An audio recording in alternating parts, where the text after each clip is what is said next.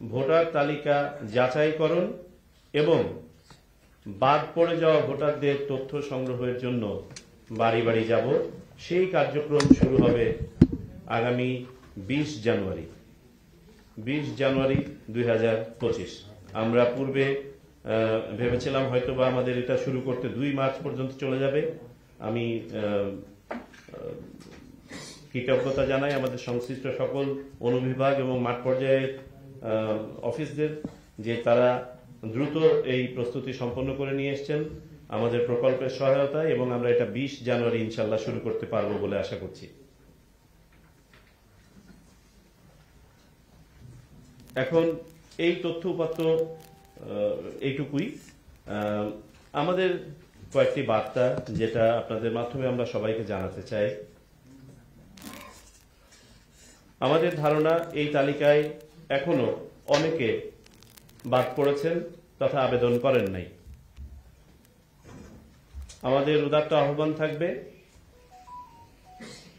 ভোটাধিকার নিশ্চিতের এবং প্রয়োগের প্রথম এবং পূর্ব শর্তই হচ্ছে ভোটার তালিকায় সন্নিবেশিত হওয়া।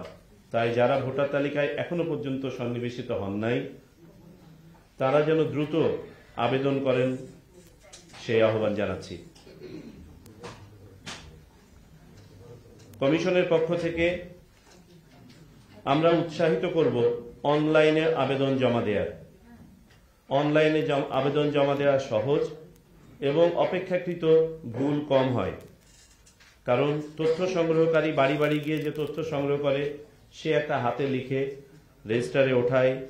এখানে আরো 2-3 জনের ইন্টারভেনশন আছে, আর যিনি নিজে অনলাইনে করেন তিনি নিজের তথ্যপত্র নিজে যাচাই করে লিখতে পারেন, হয়তোবা কারো সহায়তায় কখনো কখনো অপেক্ষাকৃত নির্ভুল হয়। তাই আমরা উদ্বুদ্ধ করব, সবাইকে আহ্বান জানাবো অনলাইনে আবেদন করার। তদুপরি আমরা জানি অনেকে হয়তো অনলাইনে আবেদন করতে পারবেন না, এটি একটি বাস্তবতা।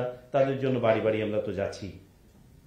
আমরা আজকে যে খসড়া ভোটার তালিকা প্রকাশ করলাম এটার যথার্থতা নিশ্চিত করার জন্য ব্যক্তি ভোটার, সচেতন নাগরিক বা সামাজিক সংগঠন, জনপ্রতিনিধি এবং ভবিষ্যতে যারা জনপ্রতিনিধি হওয়ার প্রত্যাশা করেন তাদের সবার সহযোগিতা আমরা কামনা করছি, যাতে করে এর মধ্যে ত্রুটি বিচ্যুতি যা কিছু আছে সেইগুলো দাবি আকারে, আপত্তি আকারে আপনারা আগামী 15 দিনের মধ্যে উপস্থাপন করবেন।